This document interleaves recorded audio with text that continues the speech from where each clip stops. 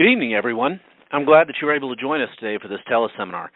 This is actually probably one of my favorite subjects. Most of you who know me know that I'm really interested in psychology. And those of you who don't, you're going to learn a little bit about me here. It has always really enthralled me to try to understand people and how they think. When it comes to high achievers and people who perform at high levels, what is it that makes them able to achieve things that other similarly equipped people simply do not? Although there are some other things that play into this, and we could probably make this into a days-long seminar, we're not going to do that here. The topic of this evening's discussion, I believe, is a huge part of what makes those people able to achieve at levels that others just don't. The great news about this is that it's something that can be learned, and I hope that to take you on a short journey to start learning this key to achieving anything that you want in life. I'm going to start, as I usually do, with a quote. Vince Lombardi, one of my favorite inspirational speakers, said, "The price of success is hard work, dedication to the job at hand, and the determination that whether we win or lose, we have applied the best of ourselves to the task at hand." And another person whom I quote a lot, Michael Jordan, said, "I failed over and over again in my life, and that's why I succeed." So this evening's talk is entitled Happy Half Year, Make the Second Half Count. Notwithstanding the discussion about New Year's resolutions, many people still make them. If you don't, I actually applaud you. I think that New Year's resolutions, they're actually things that we should do all year long. However, again, that's probably a topic for a different discussion, but I think you'll still get a lot out of tonight's discussion. If you do, I want you to realize that just because it's not the new year anymore doesn't mean that you can't make goals for yourself and create the life that you love. Just follow the steps that I'll lay out, and you'll make the second half of the year count. So what is it that I mentioned about high achievers that make them different? Remember, when I say high achievers, this really applies to everyone. Athletes, business people, artists, etc. What do they do differently? Well, they have three attributes that I think separate them from the rest. First, they set goals. This is really what a New Year's resolution is, or should be, isn't it? A goal. Second, they visualize their success. They see their success happening. And third, they exhibit a positive, accurate way of thinking and looking at things. Now, none of these things assure success, but without these things, in my opinion, it virtually assures failure. A dream without a plan is really only a wish. So let's use an analogy here. If you're leaving New York City and you're headed to Los Angeles, California, how are you going to get there? Well, you could just set out and hope that you're going to get there, but that may take years, if ever. Heck, I know a lot of people that can get lost in their own neighborhood. Or you can use a map, which is going to be smarter, which is going to be likely more effective. Through proper visualization, goal setting, and positive, accurate thinking, this is your map to success. Now, we don't have time for all three of these, so I'm going to focus just on goal setting and mention where the other two fit in. Maybe we will work on the other two in the future with some other teleseminars. So let's go ahead and get into it. Maybe you didn't keep all of your New Year's resolutions. Maybe you didn't keep any of them. That's okay. Many people who set New Year's resolutions give up on them before the end of January. And the sad part to me is that they do just that. They give up. They don't evaluate. They don't look at why. They just feel like a failure, and then they don't do anything for the next 11 months of the year. Why is that? Well, let's take a look at some of the reasons. First, you need to get honest with yourself. Start by putting together a list of goals that you set for yourself at the beginning of the year, whether you kept them or not. And next to your goals, I want you to write a yes or a no for whether or not you reach that goal. Be honest with yourself. If you kind of accomplished a goal, split it up into the parts that you did and you didn't accomplish. Next, look back over your list and write next to each of your goals, what was it about each of them that made you accomplish it or made you not accomplish it? Did you accomplish it because you had your friend's support? You created a plan of action to accomplish your goals? Did it seem easy, or did you enjoy doing it? And then the goals that you didn't accomplish, did that happen because you didn't have any support or that you had no plan? Did it seem hard, or did you just simply not enjoy doing it? These are just some examples of reasons. Yours are going to be unique to you and your specific goals. So next you want to take a look at what you've just written and readjust your goals. Are there some goals that you set for yourself now that you realize you just didn't really want? Or are there some goals that you didn't accomplish that you think you could now, that you have a little more clarity about what it takes to do so?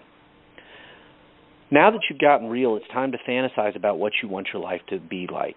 So I want you to imagine yourself at the end of 2015. It's December 31st, it's 11:59 p.m., and you're reflecting back on your year. What do you want to have accomplished? What things would you be proud of yourself for doing? These ideas are probably how you wish you saw yourself, so use these to inspire your goals. Next, write out these goals and what you want to accomplish by the end of the year. Ralph Marston said, "Dare to visualize a world in which your most treasured dreams have become true." Now that you've thought about your resolutions or goals that you have or haven't met this year, and you've thought about what it would look like, what your life would look like in 6 months, let's talk about the goals themselves. Here's a delusion that I have. Most people set goals. However, they don't really know how to set an effective goal. So these goals remain glorified wishes. When I hear people's goals, they often sound like this: I want to lose weight, or I want to have a successful business, or I want to improve my marriage, or I want to save money. What do those goals tell us? What do those goals inspire? How do you know when you've achieved those goals?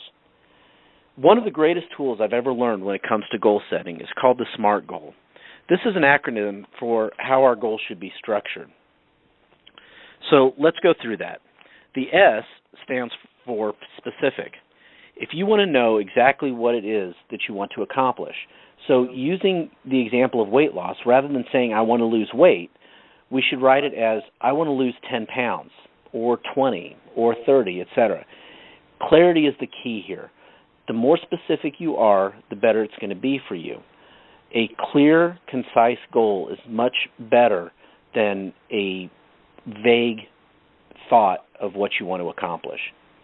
The M stands for measurable. You want to be able to measure your goal. Many times this is already done if you have set your goal as specific, but if it's not, then do so here. Establish concrete criteria to know when that goal has been met.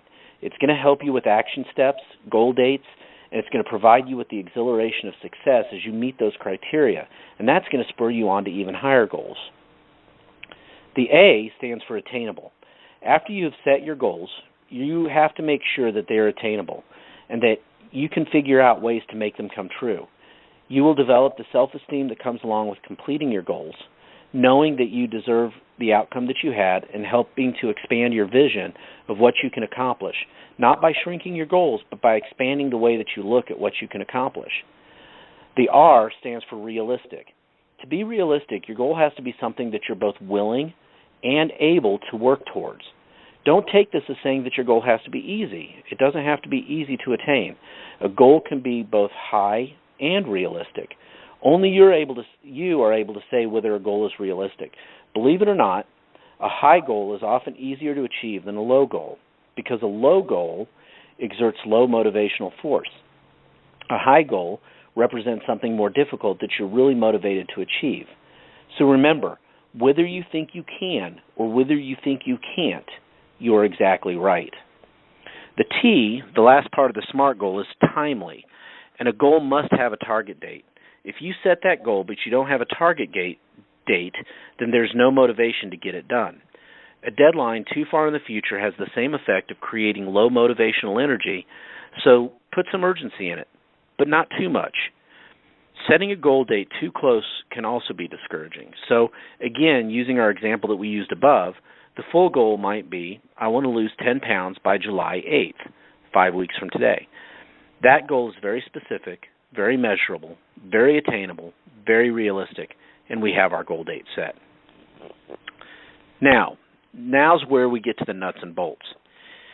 For each of our goals, you want to write 3 action items that you want to do to accomplish them. This is another thing that I learned many years ago. I want to talk about something. A goal is making a decision that you're going to do something. Desire is actually the Latin root for that word, means to cut off from any other option. So when you set a goal or you make a decision that you're going to do something, you're cutting off the option for failure. You're saying, this is what I'm going to do. You don't want to let that simmer. You want to decide on 3 things that you want to do before you leave the table or before you leave the site of setting that goal. Decide 3 things that you need to do to move towards accomplishing that goal. So you're going to set up 3 action items. So, for example, if one of your goals is, I want to be able to fit into my size X jeans by the end of August, your action item might be to join a gym, to go to the grocery store and buy enough vegetables to eat 5 servings a day, and to bike to work every day. Your action item should help you on your next step to accomplishing your goal. So if your action step is to ride your bike, but you don't even have a bike, then the first step might be to price bikes online. You don't want to skip from nothing all the way to ride 10 miles a day. That just sets you up to see your goals as intimidating or scary. But the point of the action item is to break them down so that they're easy to accomplish. Next, you want to set your action items out in a calendar chronologically.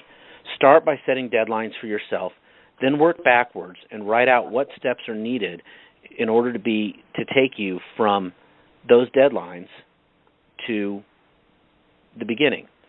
So if there are smaller steps and goals, you want to put them on the calendar as well.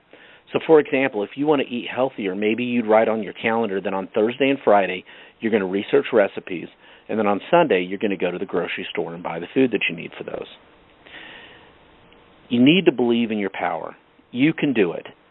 I guarantee you can. Whatever it is, you have to start thinking positively. Instead of thinking about all the things that could go wrong with reaching your goals, think about all the things that could go right. Think, what if it was easy to reach your goals?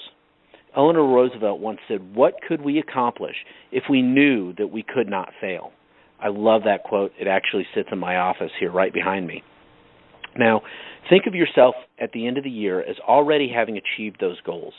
Feel how good it feels to know how easy it was to do so. If you can visualize it, you can make it happen.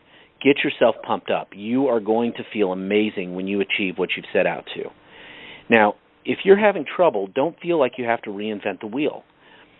Most any goal I can think of, there are people who have done it. There are people who have already accomplished those goals that you want to, and use their story as an example of success. Trust me, if they can do it, you can too. Now, I already talked about the accurate part of thinking. It's not always just about being positive. We definitely want to be positive, but let's be realistic or accurate as well. We are only human, so we're going to make mistakes. We're going to fall off the wagon. The biggest and I think the most important thing to remember is that when we do, don't give up. This is where using the map analogy works again. If you're on that trip from New York to Olathe and you planned on going through Kansas City and you ended up in Omaha, you aren't going to just give up and head back to New York and say, I screwed up, I'm done, I'm not going to L.A. You're just going to adjust your route. So use the SMART goal to evaluate how you are doing on your journey. Are you moving towards your goal, or are you moving away from your goal? Do you need to adjust the goal itself, or do you just need to adjust your action items? The most important part is that you just stick to it. And hold yourself accountable for keeping your goals. One of the best ways to do this is to have an accountability network. Ask your friends if they'd be willing to support you.